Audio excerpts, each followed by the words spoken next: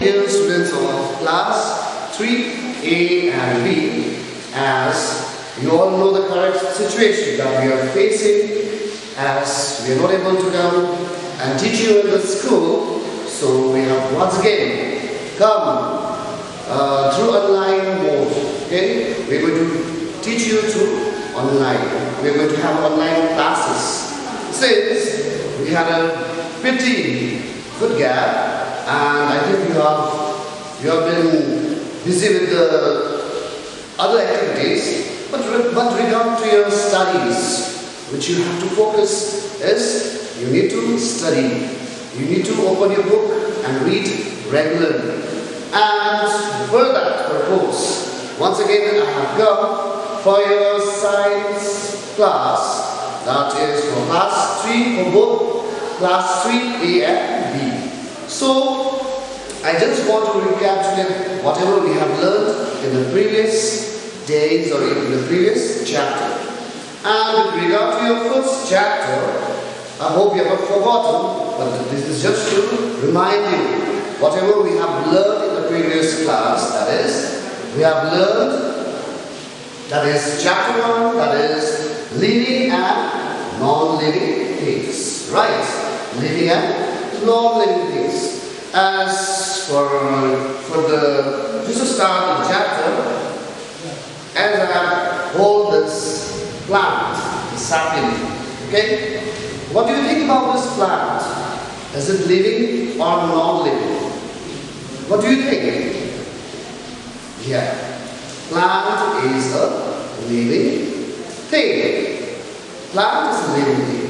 As I compare with this marker, what do you think?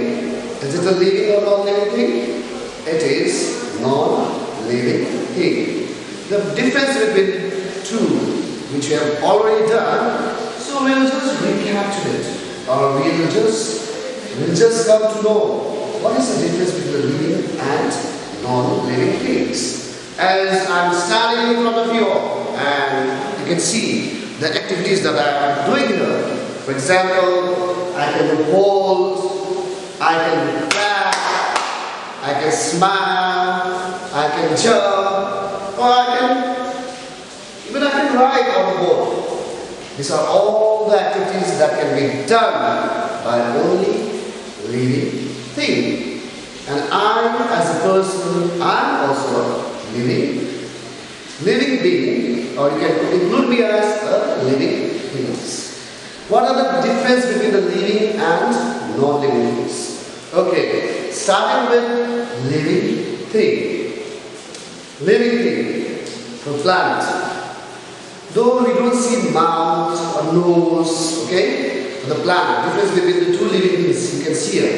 A man and a sapling or a plant. They breathe, they respire. We breathe through our respiratory system.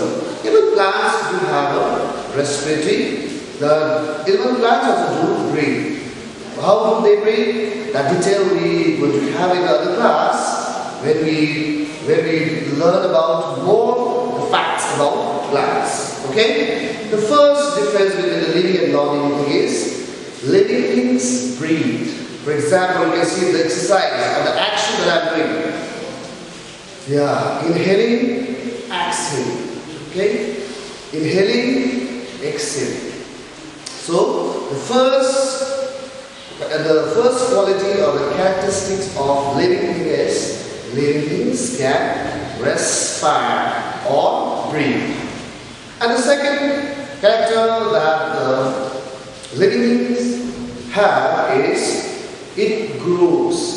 This plant or this sapling doesn't stay in its own size. It will grow. And for example, if I take example of myself, I was a baby, but later on I grew up to be a man. So living things grow. The first thing that is living things breathe. Or you can say respire. And number two, living things grow. as you all know the difference. Does this pen, this marker or this chalk grow? No, it won't grow because it is non-living things. And we know that we need energy, and we need energy in order to survive. We need food. Living things require food. Living things require food. Whereas, does this marker or the book which we have, does it require food? No. That's the difference between the living and non-living things. That means living things require food for survival. To live for survival. Okay? As you get the basic words or a new term or a new word, you try to learn that words. Okay? The fourth point or the characteristic of living thing is that living things move. Just before I have shown that some actions. For example, I can walk around, I can turn around, I can clap, I can play, I can speak. But these are all movements. Okay? So living things move, whereas non-living things, they don't move. And the fifth characteristics of living thing or things, they reproduce. Reproduce. Or you can say it gives birth. Any example you say, for a girl who turned out to be a woman, they gave birth to a child or a baby, for a cat or animals, whichever examples you can take for the animals, they gave birth to their young ones. So as compared to non-living things, they do not give birth to does not give birth. That is enough to understand. Okay? And the sixth point that we have, that is, which you have to remember is, it responds. Okay? Living things respond. It responds. That means, if you feel hungry, you need food. If you feel thirsty, you drink water. If you feel sleepy, you go to your bed. Isn't it? If you feel happy, you smile. If you feel sad, that means you show some kind of your sad face. This is how you respond. There's a difference between the living and non-living things. So let us see what are the characteristics of living things, which that non-living thing doesn't possess or it doesn't have. The first characteristics that the living things is living things breathe. And the second one is living things grow. The third one is living things require food for survival, and living things move around. Living things respond living things reproduce and gives birth to the young ones, and living things responds. So I will show some of the examples for which you are going to distinguish between the living and non-living things. What about this book? Is it living or non-living thing? Yes, it is non-living thing. This book doesn't have any characteristics of living thing. It doesn't breathe, it doesn't grow, it doesn't require food, and it doesn't move unless you hold it or you move it. And it doesn't reproduce, it doesn't respond. But for example, for the sapling that I'm holding on my hand, it has got all the characteristics. May not be all the characteristics, but there are some of the characteristics. For example, this plant or this sapling, it breathes, it grows, it also requires food. Okay? It moves.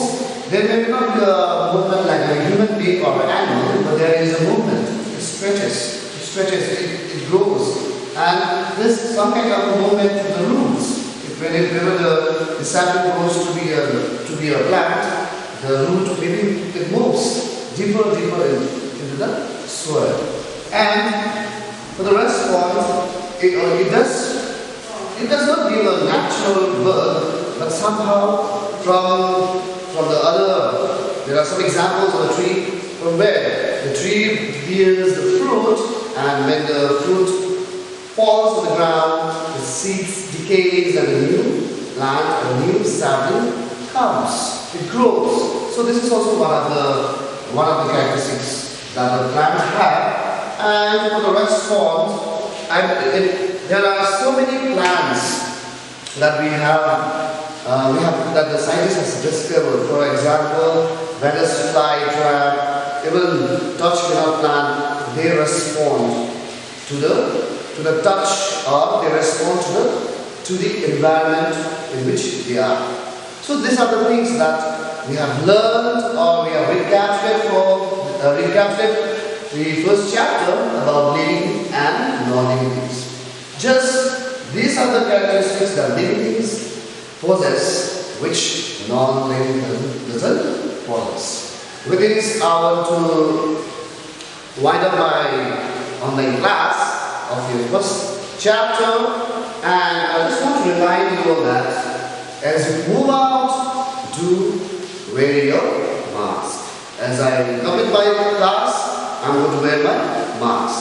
Use of sanitizer and avoid crowded areas and be safe. We'll be always with you in many ways. Can be through messages, through WhatsApp, okay, through Messenger, or through online classes. We'll be in touch. And do read regularly. Study, play, be safe. Take care. Thank you.